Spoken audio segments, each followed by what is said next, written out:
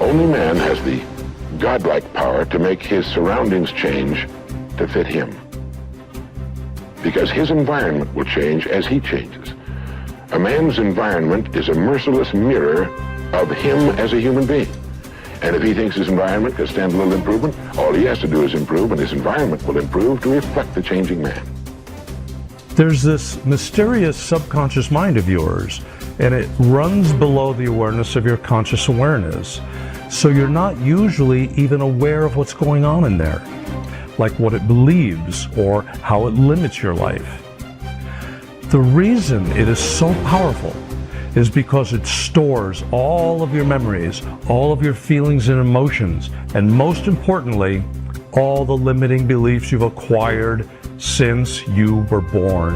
You need to understand the subconscious mind of yours. Your subconscious mind rules your life. 96 to 97% of everything that you do is done as a result of your subconscious mind. And when your subconscious mind gets programmed, it goes ahead and responds to whatever it is your conscious mind has placed into it. This subconscious mind of yours is most impacted by your feelings. A change of feeling is a change of destiny. I think that we define reality with our senses, and I think that is one of the biggest illusions. So the fundamental question is, can you believe in a future that you can't see or experience with your senses yet, but you've thought about enough times in your mind that your brain has literally changed to look like the event has already occurred? Now, the latest research in plasticity says that's absolutely possible. And can you select a new possibility in the quantum field and begin to emotionally embrace that future every single day to such a degree that your body, as the unconscious mind, the objective mind, does not know the difference between the experience in your life that's creating the emotion and the emotion that you're fabricating by thought alone, to the degree that you begin to signal new genes and new ways to change your body to look like the experience has already happened. Begin to act as would the person you most want to become. Now that is, if you were already in possession of the goal you're shooting for, how would you conduct yourself in all of your affairs? Well, do it now, and tomorrow, and the next day. Begin now to act the part of the person you most want to become, and you'll end by becoming that person. Subtly, in little ways, in the way you dress, in the way you talk, in the unfailing courtesy you show to every person with whom you come in contact. Begin to act the part of the person who has already achieved that which you're shooting for. The German philosopher Goethe gave us the secret when he said, before you can do something, you must first be something. When you behave like the person you most want to become, the things that person would have will tend to come to you. It's simply cause and effect. Don't be in too big a hurry. It takes longer to build a skyscraper than a chicken coop. Build slowly, steadily, and well. Then when you make it, you'll keep it.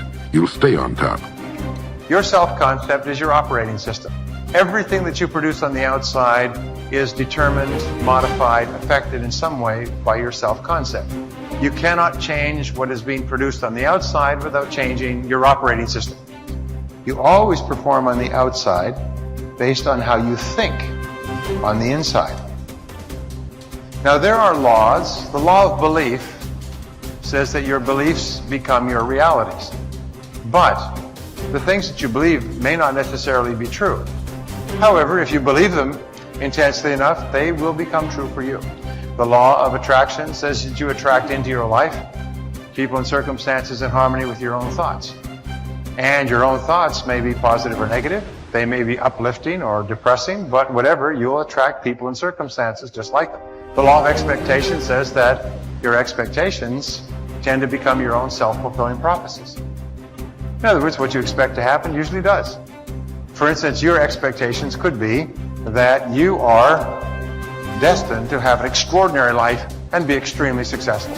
Is that no matter what happens, it's all part of a learning process that is leading you inevitably to great success, happiness, and accomplishment.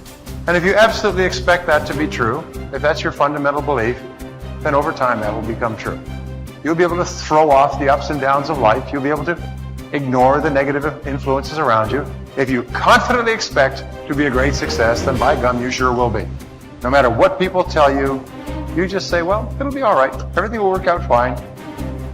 And we know that an attitude of confident expectation is a hallmark of highly successful people.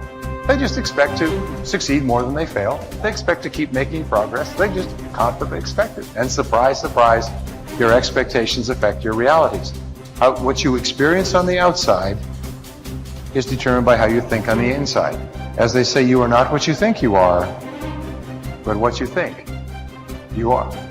Here's 2 excellent questions to jot down. And this is for mature people now, because these are kind of tough questions, especially one. Here's the first question. What's got you turned on? That's a good list to make. Here's what's got me turned on. Here's what's got me up early, staying up late, maximizing my abilities all day long. Here's the list of what's got me turned on. Now here's the next question. What's got you turned off? How come you don't have the zest and the vitality and the appetite for daily accomplishment? I started making a list of the things that had me turned off. And once I got that settled and then started making a list of what had me turned on and what would turn me on in the future, my life has never been the same. It was like a revolution, a personal revolution, a 180-degree turn. I can't say it strong enough. It's easy to get lazy in designing the day and designing the year and designing the future and designing what you want to accomplish and just cross your fingers and hope it'll all work out, that the favorable winds will blow it all your way. I'm telling you, it's not going to happen. So this is part of the exercise. It's just, buckling down, making this list. And you got to continue this long after we've, turned out the lights and we've all gone home. Keep this up. And one of the best ways to keep it up, I've already covered yesterday, is what? Teach it. Key is to teach it. Jan was right. You don't need recognition. Just go give everybody you can think of that deserves it recognition. And your own self-satisfaction is recognition. Now, if they never put a crown on your head, who cares? One of the great rules, by the way, one of the most important of all principles, is to challenge your self-limiting beliefs. You see, we are all plagued by self-limiting beliefs.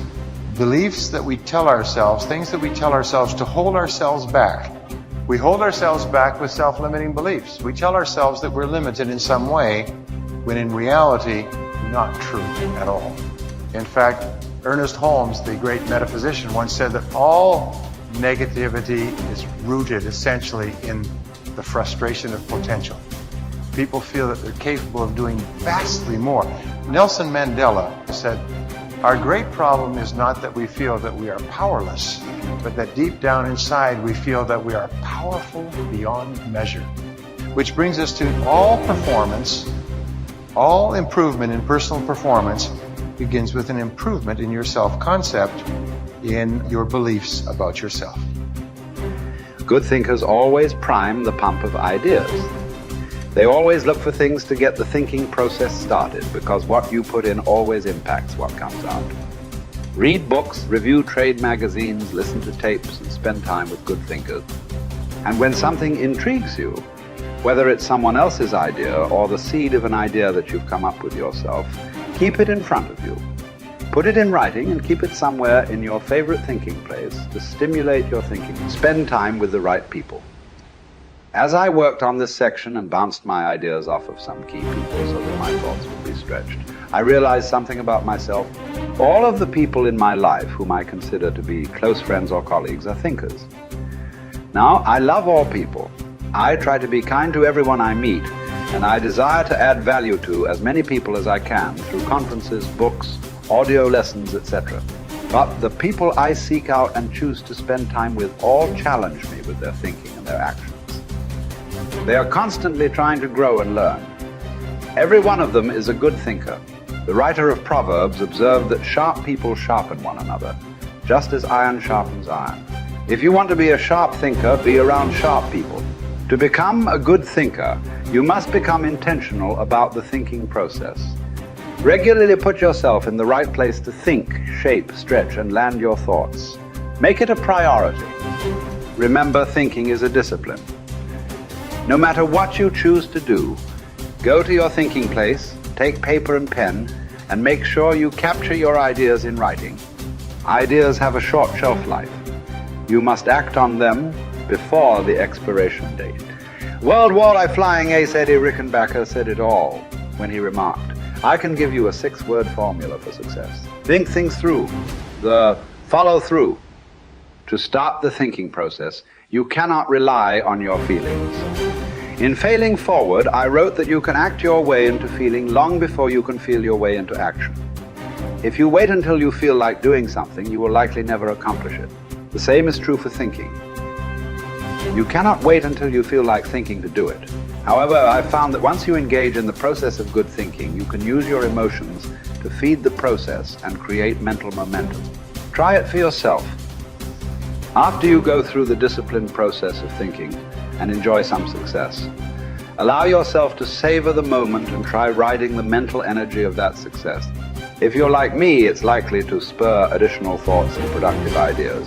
One good thought does not make a good life. The people who have one good thought and try to ride it for an entire career often end up unhappy or destitute. They are the one-hit wonders, the one-book authors, the one-message speakers, the one-time inventors who spend their life struggling to protect or promote their single idea. Success comes to those who have an entire mountain of gold that they continually mine, not those who find one nugget and try to live on it for 50 years. To become someone who can mine a lot of gold, you need to keep repeating the process of good thinking. Becoming a good thinker isn't overly complicated. It's a discipline.